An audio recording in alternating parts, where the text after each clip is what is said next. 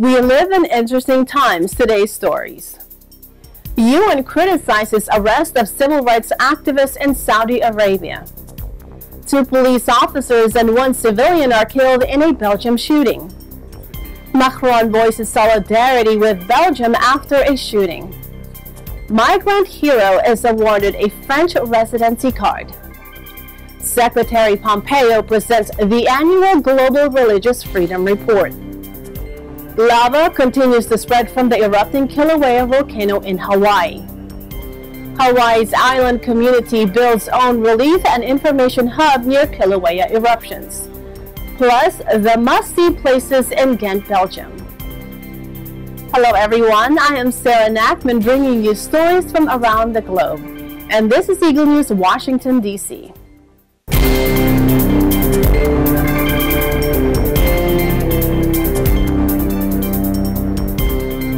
The UN Human Rights Office, OCHA, criticizes the arrest in Saudi Arabia of more than a dozen civil rights activists. At least 11 activists were arrested last week in Saudi Arabia, mostly identified by rights groups as veteran women campaigners for the right to drive. Campaigners said Friday Saudi authorities have released 4 detained activists, but arrested another one, pressing ahead with a sweeping crackdown just a month before the kingdom lifts its ban on women drivers. Since the 15th of May, it appears that at least 13 activists, mostly women, have been arrested, although 4 of the women were reported to have been subsequently released.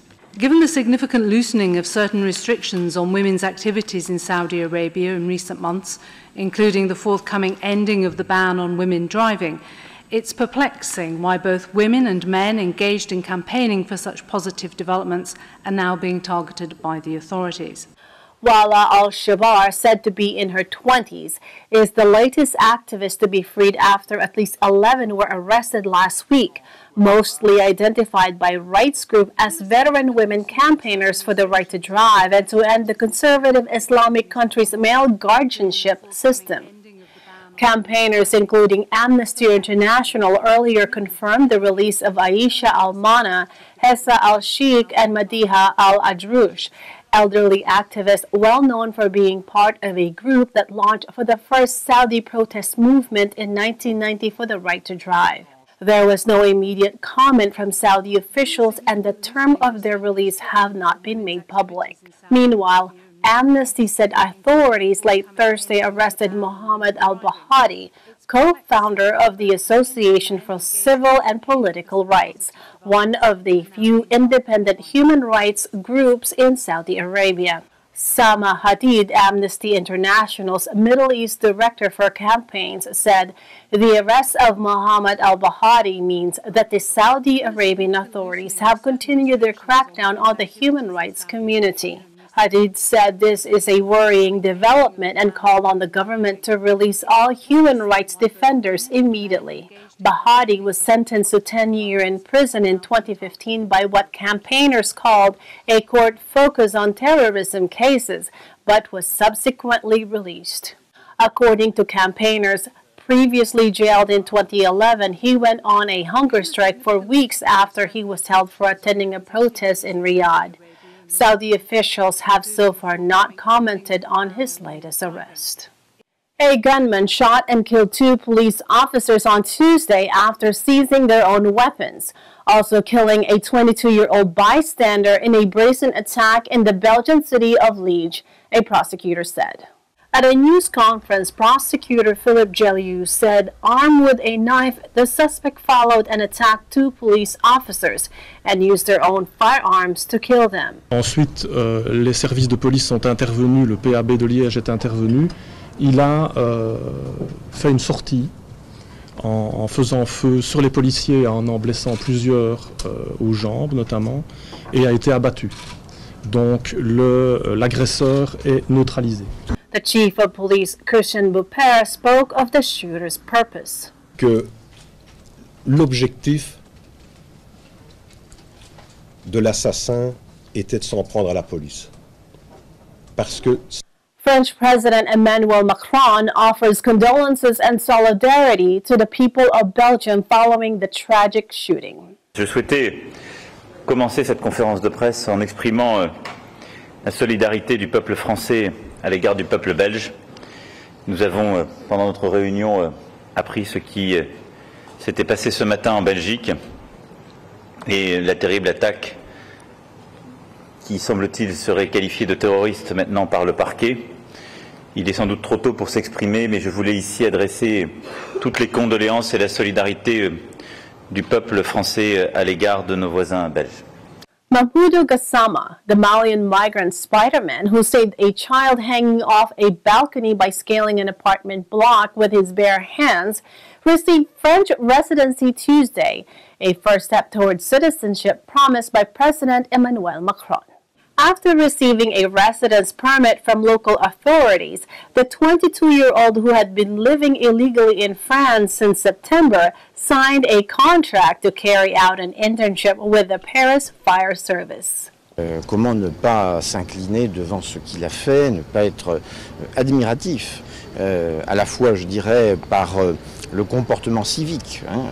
Il n'a pas été dans l'évitement, il n'a pas passé son chemin, il ne s'est pas posé de questions, il a porté secours à autrui, ce qui n'est pas forcément évident dans notre société. Up next, Secretary Pompeo presents the annual Global Religious Freedom Report. Lava continues to spread from the erupting Kilauea volcano in Hawaii. Hawaii's island community builds own relief and information hub near Kilauea eruptions. Eagle News Washington, D.C. will return in a moment.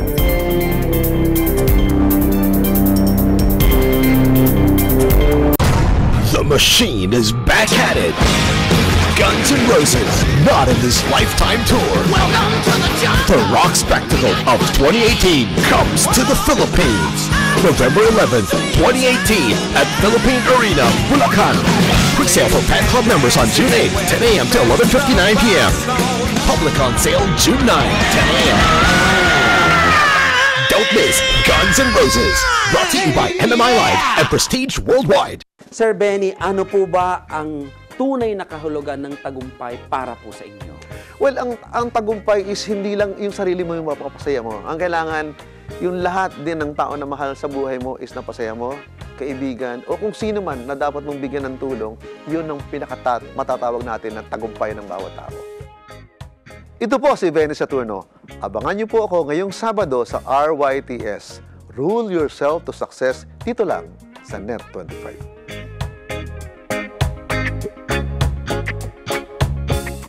Agila Balita, Lunes hanggang Biyernes, alas 12 ng tanghali hanggang 1:00 ng hapon. As Eagle Broadcasting Corporation marks its 50th year, it is conducting several activities under the theme EBC Cares, enabling a better community.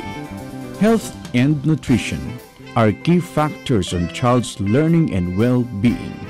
EBC's feeding program encourages the community to combat malnutrition among children and ensure them a healthy future. EBC's cleanup drive and citronella planting hopes to help the community in caring for environment and preventing diseases such as dengue. EBC's public service program, Paglilingkod sa Bayan, Serbisyo para sa Mamamayan, has opened its doors to government agencies so more people can avail of these services. EBC's blood donation program and medical mission continue to spearhead life-saving projects, and EBC's livelihood seminar teaches and guides those who want to have additional income and business. EBC Cares, serving the people in these interesting times.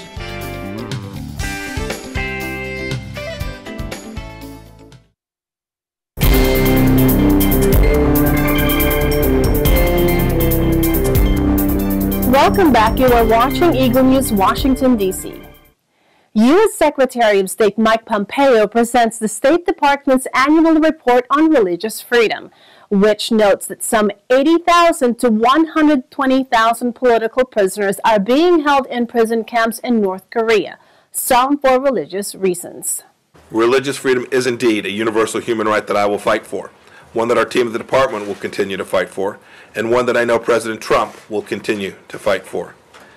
The United States will not stand by as spectators. We will get in the ring and stand in solidarity with every individual who seeks to enjoy their most fundamental of human rights. So today, 20 years after Congress passed the original International Religious Freedom Act, we've made important progress, but for far too many, the state of religious freedom is dire. Is that you've got a gulag system operating in North Korea, and it's been a terrible situation for many years. You can go on satellite, open source satellite, and see some of these camps and the situation. You have people that have gotten out and have written about the situation in North Korea. We know it's very difficult and desperate, and particularly for people of faith. That's why North Korea has remained a country of particular concern for us. Lava continues to spread across roads near the neighborhood of Lailani Estates in Hawaii, as concern over the Big Island's erupting Kilauea volcano mounts. Alfred Acenas with the details. Haze from the Kilauea volcano eruption in Hawaii blanketed the Marshall Islands over 2,000 miles or more than 3,550 kilometers away on Sunday, as officials warned it would continue moving west. The U.S. National Weather Service based in Guam said that the haze, a phenomenon known as VOG or volcanic smog, is spreading across Micronesia. The volcano on Hawaii's Big Island is now in its fourth week of eruptions. Scientists advise residents on the Marshall Islands with respiratory problems to stay indoors, while airlines and shipping companies were warned to be aware of lower visibilities. The Guam Weather Office said that the haze produced by Kilauea would spread further westward and reach Kosrae, Pohnpei, and possibly Chuuk in the Federated States of Micronesia over the next few days. Kilauea is the world's most active volcano and one of 5 on the Big Island. It started erupting on May 3, prompting about 2,000 people to flee from their homes.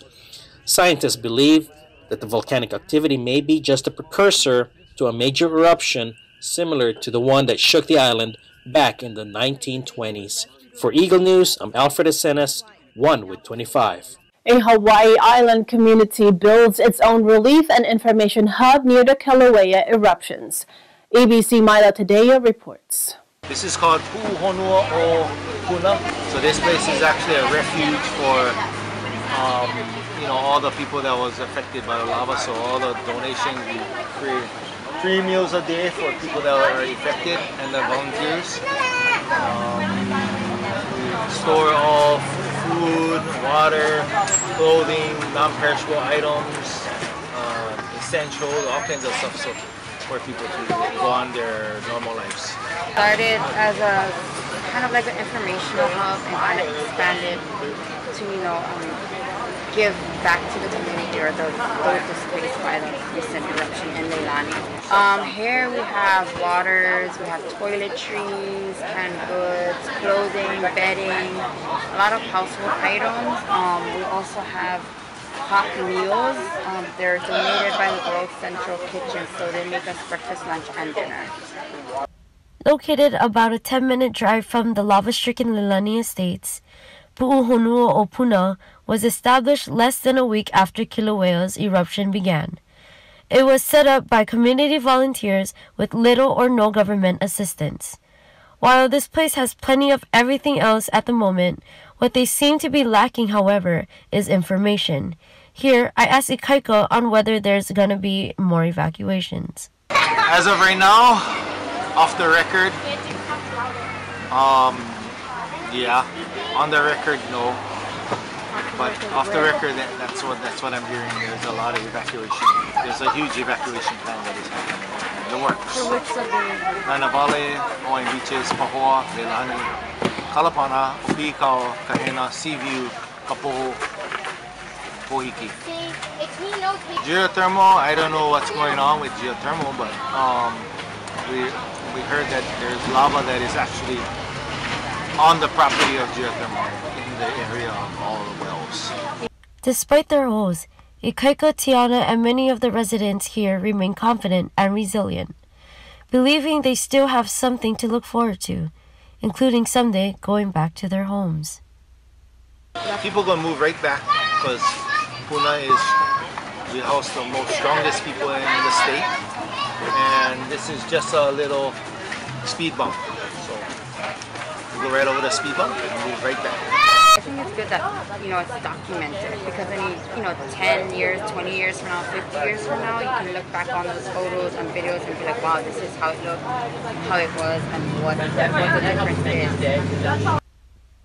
Reporting from the Big Island of Hawaii, this is Miley Tario for Eagle News. I'm 1 with 25. Thanks, Miley. A glimpse of must-see places in Ghent, Belgium. Eagle News Washington, D.C. will return shortly.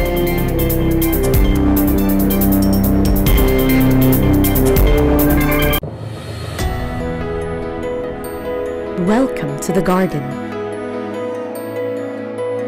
A world that brings you back to that natural, carefree feeling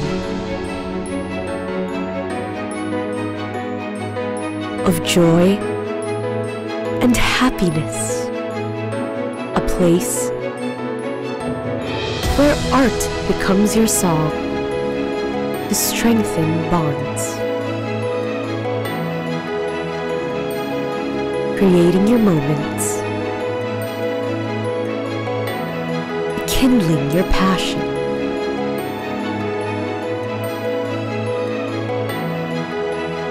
worth reliving over and over.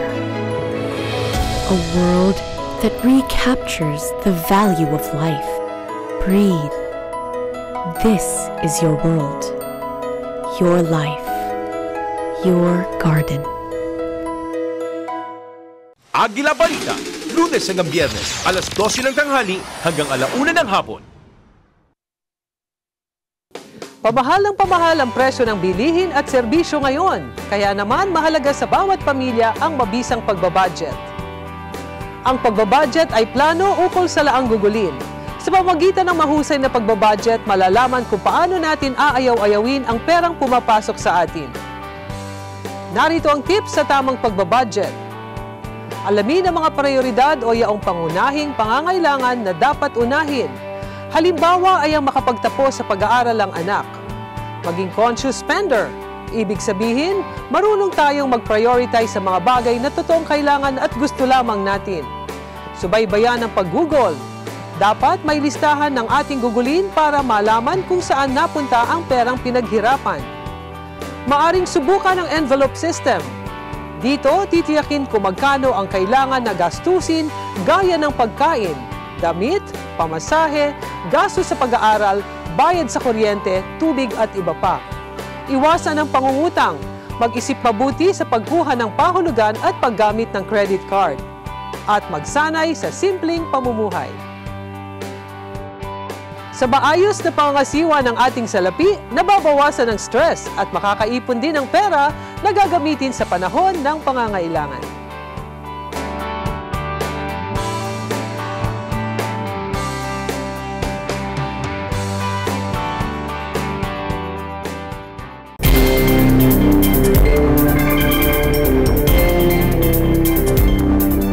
This is Eagle News, Washington, D.C. I am Sarah Nachman.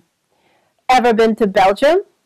To give us tips on which places to see and what things to try, ABC's Maria Nestle Delson takes us around the lovely city of Ghent. Take a look. By boat, by bike, or on foot, enjoy the many places that the city of Ghent has to offer. Do you want to sit back and relax? Then enjoy the traditional boat trip on Ghent's gentle waters.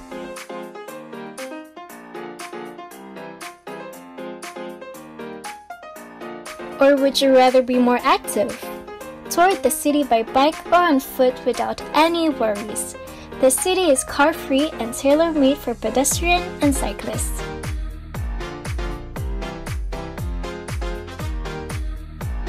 Have you made up your mind? Then you are ready to go. First stop in the historical city of Ghent, Gorenmarkt, or in English, Wheat Market. Ghent's city square, one of the most famous tourist locations. The the square is also surrounded by historical buildings that are now restaurants or shops. Next is Sint-Veerleplein, where a lion holding the flag of Flanders is to be seen, which represents the Flemish community. The statue was set there for the World's Fair held in 1913. And in front of this monument, you'll find the Gravensteen, Castle of the Counts in English, a medieval fortress built in 1180. Make sure to go inside the castle to learn not only about the thrilling history behind it, but also to see the historical collections of weapons used in that time. If there's any specialty that you must taste from Ghent, it's certainly the Kubbeldoom candy. It is also called the cone-shaped Belgian candy, or in Dutch, Gentse Neus. This raspberry-flavored candy is relatively hard on the outside, but gelatinous on the inside. This city has much more to offer than what you just saw. Ghent is a city that you have to experience and see for yourselves. Here in Ghent, Belgium, I'm Maria Nesli-Dawson, your ABC correspondent, and I'm 1 with 25. What a beautiful place. I definitely miss being in Belgium. Thanks, Maria Nesli-Dawson. That is today's Eagle News Washington, D.C. Join us tomorrow for stories that matter to you. Visit our website at eaglenews.ph and also our brand new eaglenewslive.com. Like us on Facebook, follow us on Twitter at twitter.com/EagleNewsPH. On behalf of Eagle News Washington, D.C., thank you for watching. I am Sarah Nachman. I am 1 with 25.